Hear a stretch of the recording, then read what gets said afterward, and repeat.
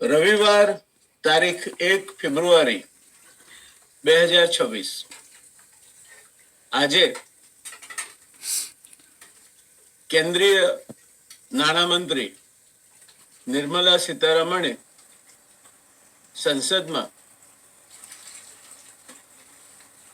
ભારતીય સંસદના ઇતિહાસમાં ચીલો ચાતરીને કેન્દ્રનું નાણાં બજેટ રજૂ કર્યું છે. હું ચીલો ચાતરીને એટલા માટે કહું છું, શરૂઆતમાં બજેટ વર્ષો સુધી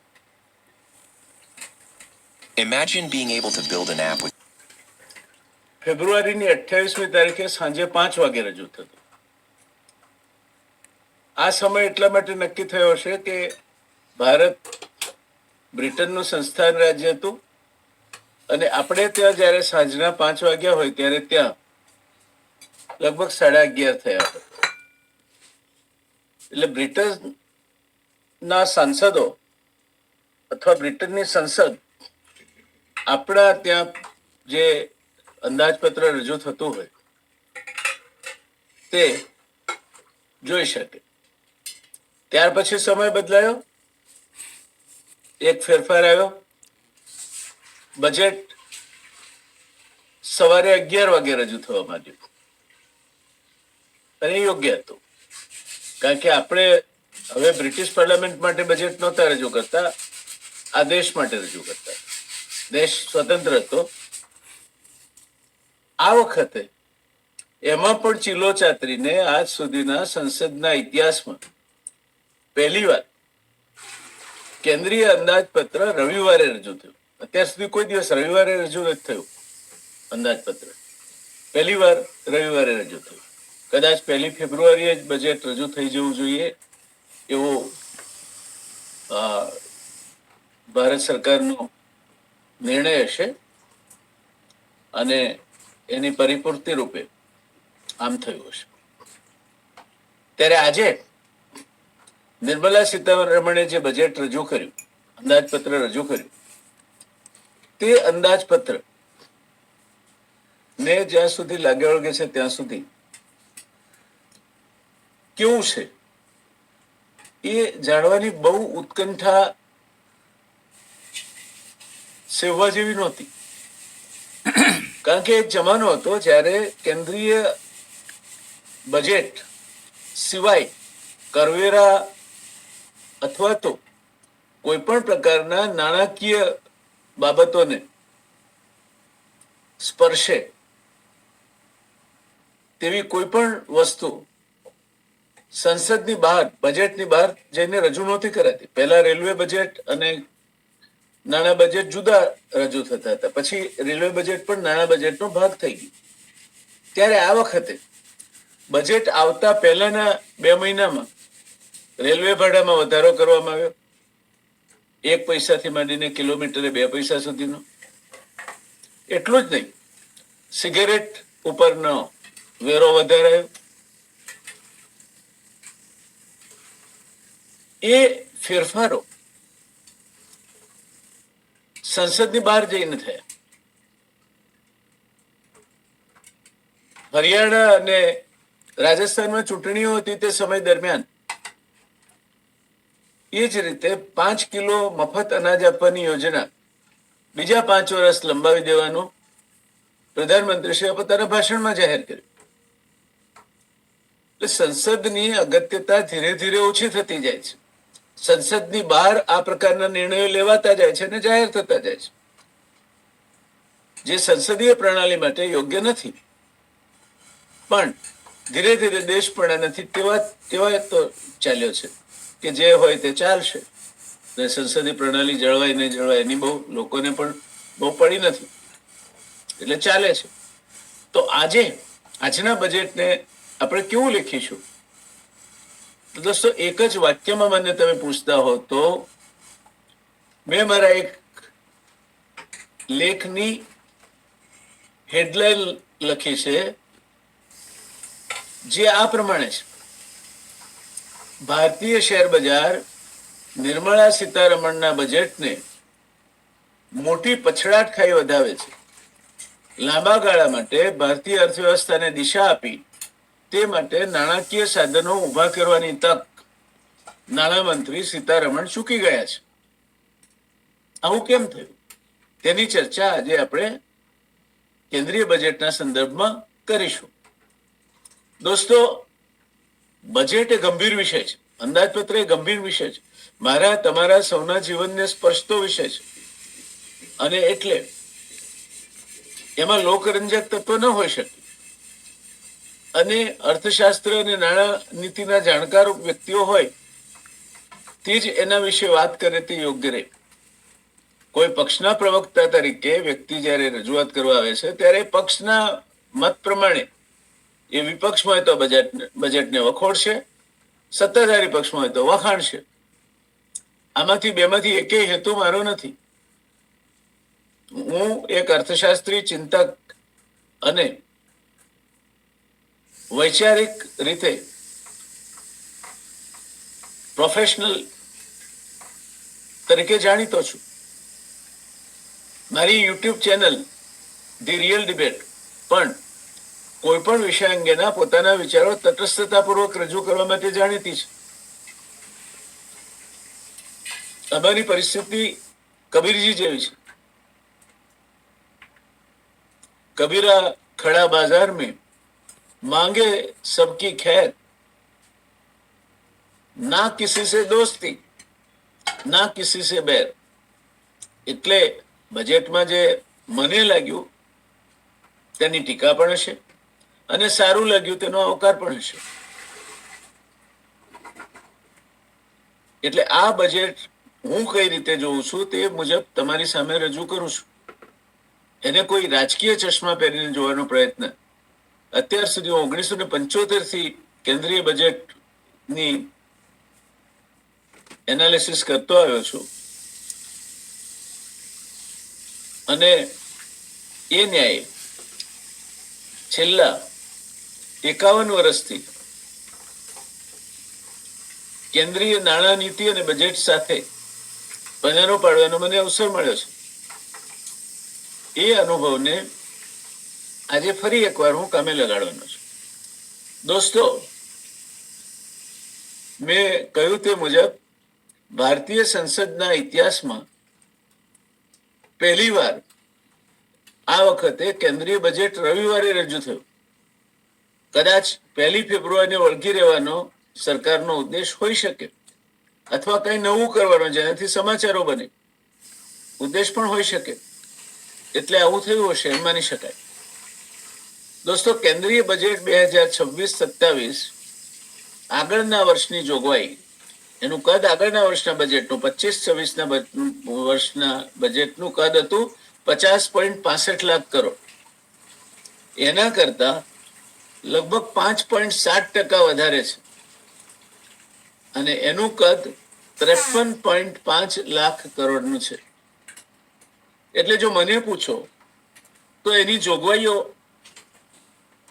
અમલીકરણ દરમિયાન થતો ખર્ચમાં વધારો અને ફુગાવો બધાને જો ઉમેરીશું તો જે જોગવાઈઓ કરી છે તે કદાચ ગયા વર્ષના સમકક્ષ અથવા ઓછી ગણી શકાય, વધારે નહીં. શેર બજાર અર્થવ્યવસ્થાનું બેરોમીટર ગણાય છે દોસ્તો. આમે ટેરિફ તેમજ FRI નું રેકોર્ડ વેચાણ ભારતીય શેર બજારને માર મારી ગયું, જે ભારતીય શેર બજાર સહન કરી રહ્યું છે, એમાંથી ઉગરી રહ્યું છે. તેમાં પડતા ઉપર પાટું મારવાનું કામ ફ્યુચર અને ઓપ્શન પરના ઇક્વિટી ટ્રાન્ઝેક્શન ટેક્સમાં વધારો કર્યો, તેના કારણે શેર બજારનું વલણ નકારાત્મક રહ્યું. તે માટે If you're buying stocks because આ અત્યારે ન થયું હોત તો સારું હતું, કારણ કે ચારે તરફથી શેર બજાર ઉપર ધોસ છે. સરવાળે શેર બજારનો સેન્ટિમેન્ટ મંદીનું છે, અર્થવ્યવસ્થાનું સેન્ટિમેન્ટ નિરાશાનું ને મંદીનું છે. ત્યારે આ ઇક્વિટી ટ્રાન્ઝેક્શન ટેક્સ ફ્યુચર્સ અને ઓપ્શન્સ પર વધારવામાં આવ્યો. એને કારણે પડતા ઉપર પાટું મારવા જેવું કામ થયું છે અને શેર બજારે એકદમ ગોત ખાધી, પછી થોડી રિકવરી પણ થઈ છે. પણ સરવાળે શેર બજારને એમાં ફૂલ ગુલાબી તેજી દેખાય એવું નથી બન્યું. આ બજેટમાં ઘર આંગણાના તેમજ વિદેશી રોકાણકારોને આકર્ષે તેવી ઉડીને આંખે વળગે તેવી કોઈ જોગવાઈ નથી. શેરબજાર મોટી કટોકટીનો સામનો કરી રહ્યું છે, કારણ કે FII foreign institutional investors record ceiling કરી ગયા. લગભગ 4.5 લાખ કરોડ કરતા વધારે કાગળિયું એમણે વેચ્યું. એના પરિણામે શેરબજાર ગોથખાઈ ગયું હતું. અપેક્ષા હતી કે એવા કોઈ પગલા જાહેર થશે જેના કારણે શેર બજારમાં રોકાણકારને પોતાના પૈસા રોકવા માટે પ્રોત્સાહન મળે.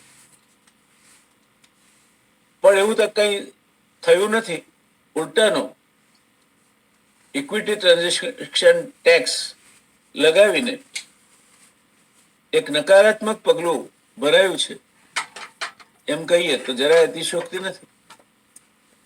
2025-26ની સરખામણીમાં 2026-27ના અંદાજપત્રનું કદ 5.7% વધારે છે, જે અમલવારી દરમિયાન આવા પ્રોજેક્ટોમાં ભાવ વધારો થતો હોય છે તે, તેમજ ફુગાવાનો દર બંનેને સાથે મૂકીએ તો નગણ્ય વધારો કહી શકાય.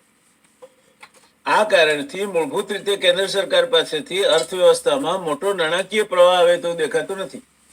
કેન્દ્ર સરકાર મોટો પ્રવાહ નાણાકીય વહેતો કરે અને તમારે મંદીને જો ખાળવી હોય તો સરળ રસ્તો છે, ખૂબ લોકોના હાથમાં ખૂબ વધારે નાણાં મૂકો તો તેજી તરફી પલટો આવશે, કારણ કે એમની ખરીદ શક્તિ વધશે.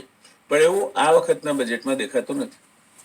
ત્યાર પછીની વાત કરીએ તો નાણાં મંત્રાલયને 37% બજેટ ફાળવાયું છે. 1/3 કરતા વધારે થયું.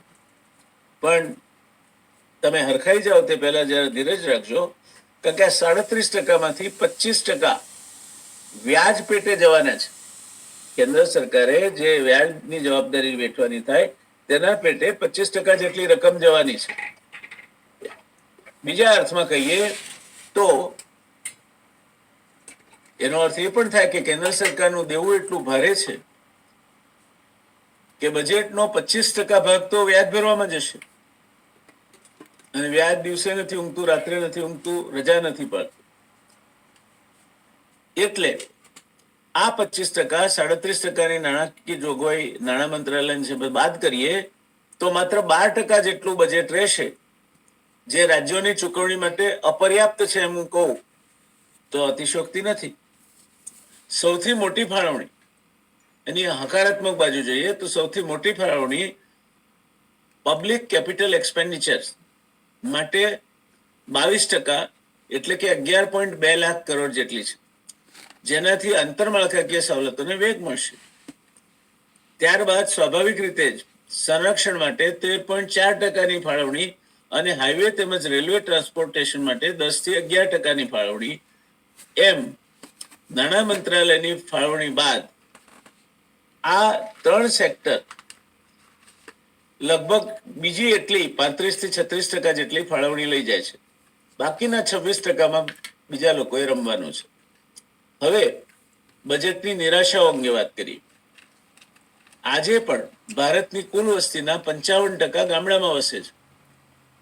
તે સામે ગ્રામ વિકાસ માટે બજેટમાં 2.73 લાખ કરોડ, એટલે કે 4.5% જેટલી જોગવાઈ કરવામાં આવી છે, જે મારા મત પ્રમાણે ખૂબ જ અપૂરતી છે. ગામડાઓમાં પૂરતી આંતરમાળખાકીય સવલતો ઊભી નહીં થવાને કારણે શહેરો તરફનું સ્થળાંતર વધે છે, રોજગારીની તકો ઊભી થતી નથી, અને કુલ મિલાકે જોઈએ તો શહેરોમાં ઝૂંપડપટ્ટીથી માંડીને ગીચ વસ્તી અને એને કારણે શહેરો ઉપર જે ભારણ આવે છે, તેમજ પાણીથી માંડીને રસ્તા સુધીની જે મહાનગરપાલિકાઓ કે નગરપાલિકાઓ પર જવાબદારી આવે છે, તે ખૂબ મોટા પ્રશ્નો ઊભા કરે છે. એટલે 4.5% બજેટ ગામડાઓ માટે અથવા ગ્રામ વિકાસ માટે તમે ફાળવો તો મારા મત પ્રમાણે ખૂબ જ અપૂરતું છે.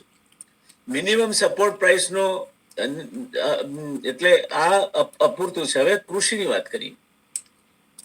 કૃષિમાં પેલા 3 કાળા કાયદાઓ પંજાબ, હરિયાણા, રાજસ્થાન અને ઉત્તર પ્રદેશના મુખ્યત્વે ખેડૂતોએ બહુ મોટું આંદોલન કર્યું, ખૂબ લાંબુ ચાલ્યું, 800 કરતા વધારે ખેડૂતો શહીદ થયા, અનેક કાયદાઓ પાછા ખેંચાયા. ત્યાર પછી હજી સુધી મિનિમમ સપોર્ટ પ્રાઇસ અંગે ભારત સરકાર મગનું નામ મરી પાડતી નથી. If you flip this down right here, આ બજેટમાં કૃષિલક્ષી મહત્વની જાહેરાતો અપેક્ષિત હતી, કારણ કે મિનિમમ સપોર્ટ પ્રાઇસનો કાયદો હજુ અધ્ધર લટકે છે. નિર્મલા સીતારમણે તો હાઈટેક એગ્રીકલ્ચરની વાત કરી, સલાહ આપવાનું કામ કર્યું.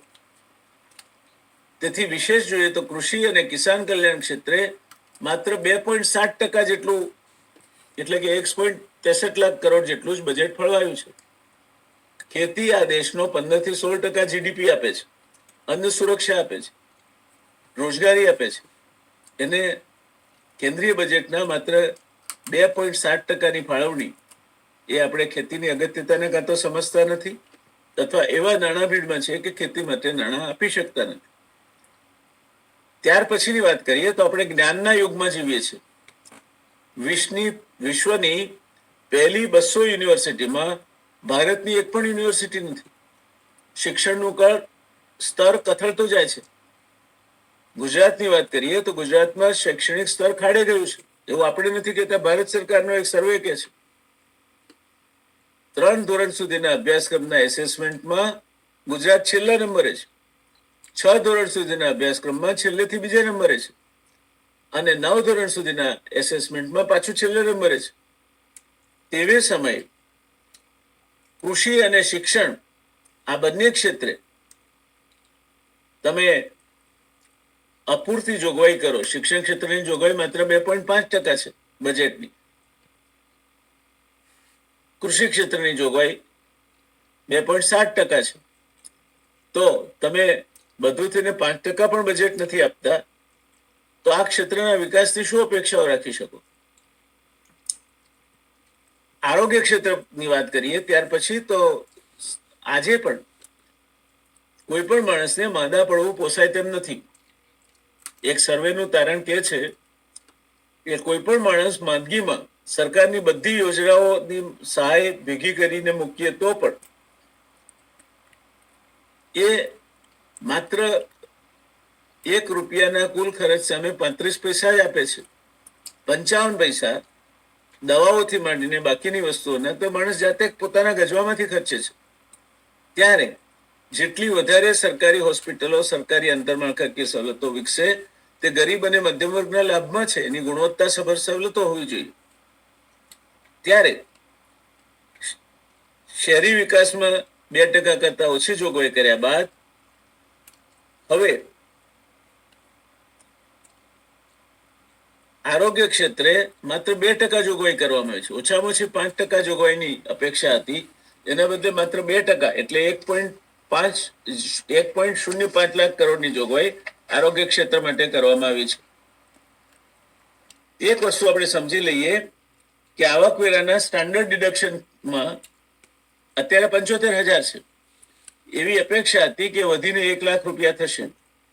તેને બદલે નિર્મલા સીતારમણે 1 એપ્રિલથી નવો ઇન્કમ ટેક્સ એક્ટ આવશે એવી જાહેરાત કરી. નવો કાયદો આવશે, ખુશ થાવ. પણ જીએસટી નું જાન્યુઆરીમાં રેકોર્ડ કલેક્શન થયું ત્યારે એ ખ્યાલ હોવો જોઈએ, એક વાત સમજી લઈએ દોસ્તો, કે 52% જીએસટી સામાન્ય વર્ગ ભરે છે. ત્યાર પછી 45% મધ્યમ વર્ગ ભરે છે, અને માત્ર 3% ધનિકો ભરે છે. એટલે સામાન્ય વર્ગ પર સૌથી વધારેમાં વધારે સામાન્ય અને મધ્યમ વર્ગ પર કુલ મળીને 97% જીએસટી નો બોજ પડે છે, જ્યારે ધનિકો પર માત્ર 3% પડે છે. ત્યારે સ્ટાન્ડર્ડ ડિડક્શનમાં રાહત મળે, 75,000ની વધારીને 1 લાખ કરાય તેવી અપેક્ષા હતી, પણ એ થયું નથી.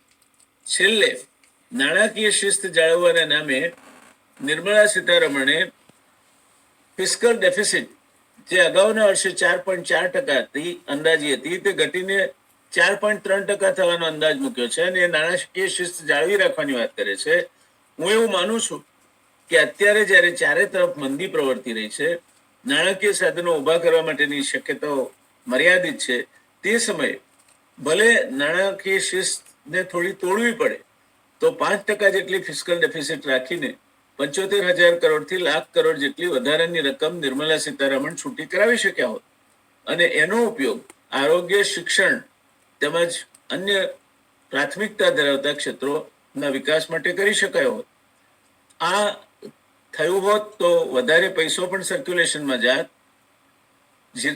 વીજી રામજી યોજના જેવી યોજનાઓ થકી રોજગારી પણ ઊભી થાત અને થોડી ઘણી લાલાશ સામાન્ય માણસના ચહેરા પર દેખાત. પણ આ વાત બનતી આપણે જોતા નથી. એટલે જેવું બજેટ રજૂ થયું એવું 2300 પોઈન્ટનો કડાકો બોલી ગયો. એનું પહેલું કારણ હું વર્ણી ગયો કે સિક્યોરિટી ટ્રાન્ઝેક્શન ટેક્સ STT માં વધારો અને તે થકી ફ્યુચર્સ અને ઓપ્શન્સ પર વધારાનો બોજ કારણભૂત છે. આનાથી બ્રોકરેજ અને કેપિટલ માર્કેટ કંપનીઓ જેમ કે BSE, એન્જલ 1 અને ગ્રોવના શેરોમાં 10 થી 12% ઘટાડો થયો. રોકાણકારોને આ વધારો અપેક્ષા કરતા વધુ લાગ્યો, જેનાથી ટ્રેડિંગ વોલ્યુમ ઘટવાની ભીતિ વધી અને પ્રોફિટ બુકિંગ વધ્યું. વધુમાં કેપિટલ ગેઇન્સ ટેક્સમાં વધારો અને બાયબેક પર કર લાદવાથી માર્કેટ સેન્ટિમેન્ટ ખરાબ થયું.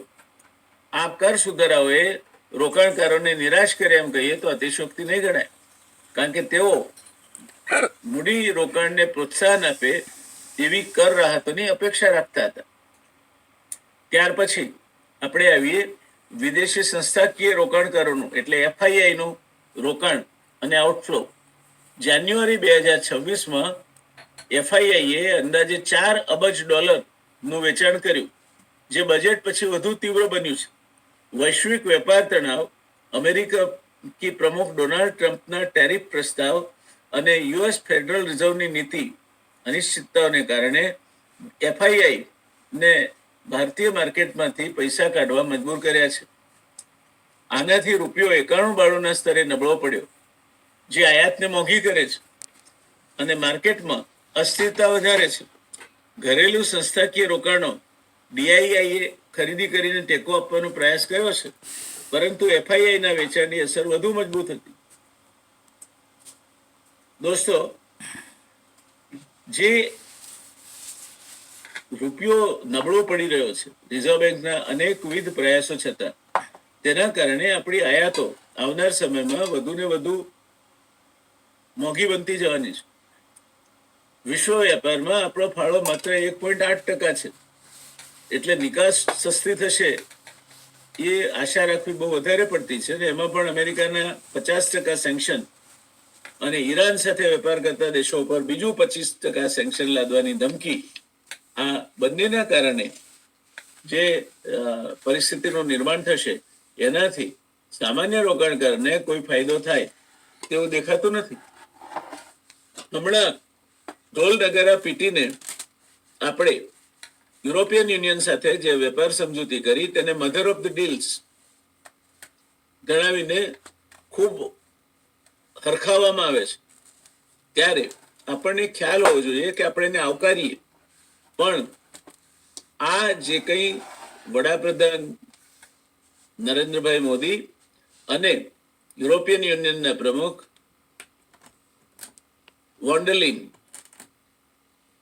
યુરોપિયન કાઉન્સિલના પ્રમુખ એન્ટોનિયો વચ્ચે જે કરાર થયા તેને હજુ ભારતની કેબિનેટે મંજૂરી આપવાની રહેશે. દરેક યુરોપિયન યુનિયનના સભ્ય દેશની પાર્લામેન્ટે એને મંજૂર રાખવાના રહેશે અને ત્યારબાદ યુરોપિયન યુનિયનની પાર્લામેન્ટે મંજૂરી આપવાની રહેશે. આ બધું થતા માર્ચ 2027 આવશે. એટલે હજુ આપણે 15 મહિના પછીની વાત કરીએ છીએ આ કરારો અમલી બને તેમાં. એટલે એકદમ આપણે અત્યારે એમ માની લઈએ કે આપણે ટ્રમ્પના ટેરિફના એક ઉપાય તરીકે આ કરારોને ગણીએ તો એ યોગ્ય નથી. ત્યાર પછી શેર બજારની વાત કરીએ તો પ્રોફિટ બુકિંગ પણ શેર બજારમાં જે કડાકો બોલ્યો તેના માટે કારણભૂત ગણી શકાય. બજેટ પહેલા માર્કેટમાં તેજી હતી, પરંતુ તેના પછી રોકાણકારોએ પ્રોફિટ બુકિંગ કર્યું. નિફ્ટીનું વેલ્યુએશન 19.8 ગુણ્યા ફોરવર્ડ પીઈ પર હતું, જે 12 વર્ષની સરેરાશ કરતા નીચું છે. પરંતુ તાજેતરના મહિનાઓમાં માર્કેટ 4% ઘટાડો બતાવતી હતી. આર્થિક વૃદ્ધિમાં મંદી, કોર્પોરેટ સેક્ટરના નફાકારકતામાં ઘટાડો અને નોમિનલ જીડીપી વૃદ્ધિમાં ઘટાડો, માત્ર 8.8% થશે નોમિનલ જીડીપી વૃદ્ધિ, એ રોકાણકારોને સાવધાન કર્યા છે.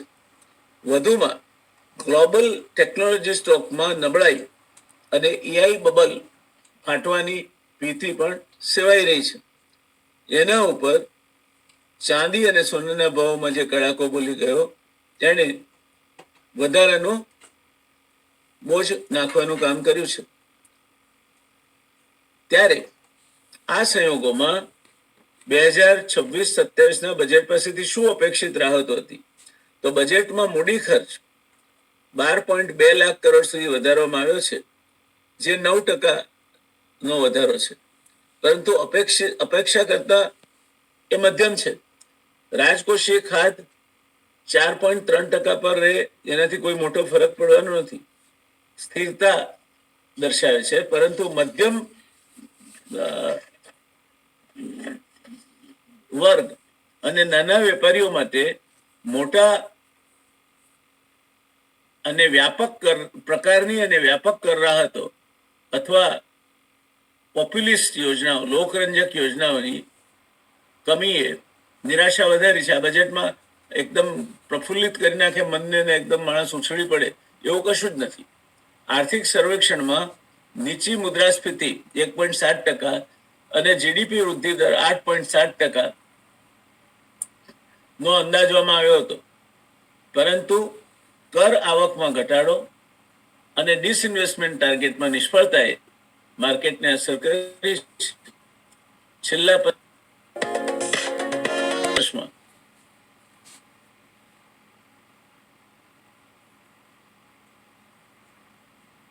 દર્શાવે છે, જે સેલ ઓન ન્યૂઝ સેન્ટિમેન્ટ દર્શાવે છે.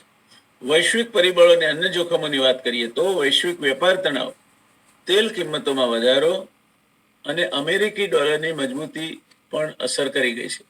અમેરિકામાં ફેડરલ રિઝર્વના હવે પછીના ચેરપર્સન તરીકે મે મહિનામાં પોવેલની જગ્યાએ જે આવશે વોલ્શ, એ હોક તરીકે જાણીતા છે, એટલે વ્યાજદર વધારવાની તરફેણ કરવાવાળા માણસ. હવે જો ફેડના વ્યાજદર વધે તો ત્યાંથી રોકાણ છૂટું થાય નહીં. લોકો બોન્ડમાં વધારે રોકે અને આપણા ત્યાં એ રોકાણ છૂટું થઈને શેર બજારમાં ના આવે. એટલે અમેરિકાની ડોલરની મજબૂતી અને નવા જે ફેડના ચેરપર્સન આવવાના છે એની પ્રકૃતિ જોતા આવનાર સમયમાં આ સેન્ટિમેન્ટમાં સુધારો થાય તેવું દેખાતું નથી. ગોલ્ડ અને સિલ્વર જેવી કોમોડિટીઝમાં પણ ક્રેશ થાય છે, આપણે નજર સામે છે, જેમાં એમસીએક્સ પર 10%નો ઘટાડો થયો.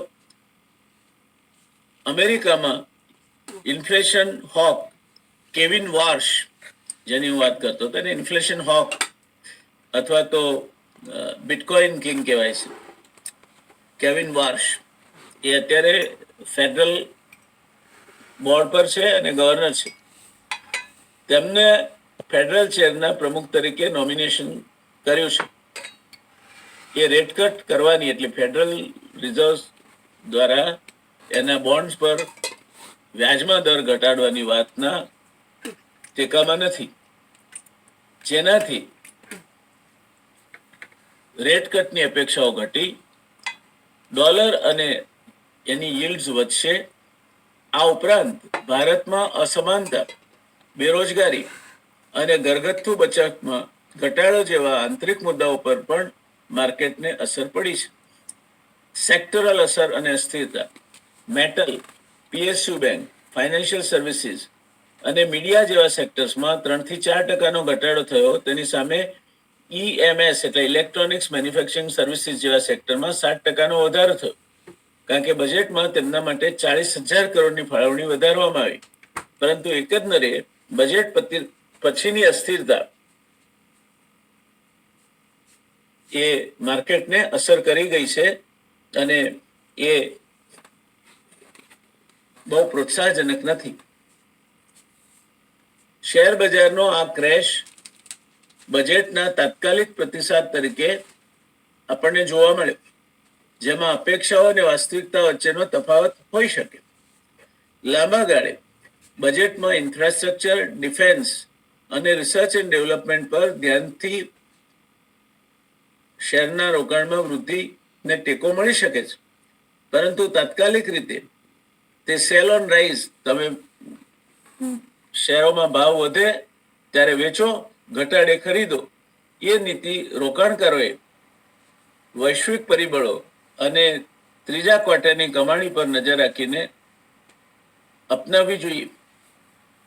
આ ક્રેશ અસ્થાયી હોઈ શકે છે, પરંતુ અમલીકરણ અને વૈશ્વિક સ્થિતિ પર એ આધારિત છે, એમાં કોઈ શંકા નથી. શેર બજારનું વલણ એક જોતા રોકાણકારોના કેન્દ્રીય બજેટ અંગેના પ્રતિભાવનું તાત્કાલિક ચિત્ર રજૂ કરે છે. આ કારણથી કેન્દ્રીય બજેટ ઉપરની ચર્ચામાં શેર બજારનો આ મુખ્ય દબડકો મુખ્ય મુદ્દા તરીકે લીધો છે. હવે કેન્દ્રીય બજેટ 2026-27 સંદર્ભે અગત્યના 11 મુદ્દાઓ પર આપણે નજર નાખીશું. યુનિયન બજેટ 2026-27 જે 1 ફેબ્રુઆરી 2026 રોજ નાણામંત્રી નિર્મલા સીતારમણ દ્વારા રજૂ કરવામાં આવ્યું હતું, તે ભારતીય અર્થતંત્ર માટે એક મહત્વપૂર્ણ દસ્તાવેજ છે. આ બજેટમાં રાજકોષીય શિસ્ત, મૂડી ખર્ચ અને વિકાસ પર ભાર મૂકવામાં આવ્યો છે, પરંતુ તેમાં કેટલીક મર્યાદાઓ પણ છે, જેમ કે રોજગારી સર્જન અને અસમાનતા જેવા મુદ્દાઓ પર અપર્યાપ્ત ધ્યાન. આ દેશમાં 20% લોકો પાસે 80% સંપત્તિની આવક છે, 80% લોકો પાસે 20% સંપત્તિ છે, અને એમાં છેવાડાના 50% પાસે 2% જેટલી સંપત્તિ પણ નથી. એટલે એના ઉપર પૂરતું ધ્યાન અપાવવું જોઈએ. આ વિવેચનાત્મક નોંધમાં બજેટના મુખ્ય મુદ્દાઓ અને તેની અસરોનું વિશ્લેષણ કરવામાં આવ્યું છે. હું આપને જે વાત કરી રહ્યો છું, જેમાં હકારાત્મક અને નકારાત્મક બંને પાસાઓને આવરી લીધા છે. પહેલો મુદ્દો છે ભારતીય અર્થતંત્ર પર શું અસર થશે. તો બજેટમાં ફાઇનાન્શિયલ યર 27 એટલે 2026-27 માટે 6.8 થી 7.2% ની વચ્ચે વાસ્તવિક જીડીપીની વૃદ્ધિનો અંદાજ મૂકવામાં આવે છે. રાજકોષીય ખાધમાં માત્ર નજીવો ઘટાડો કરીને નાણાકીય શિસ્ત જાળવી રાખી હોવાનો દાવો નાણામંત્રી કરે છે.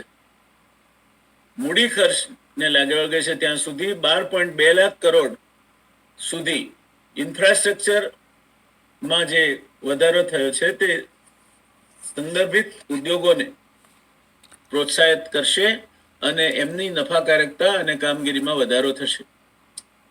નકારાત્મક નોમિનલ જીડીપી વૃદ્ધિ માત્ર 8.8% છે, જે કર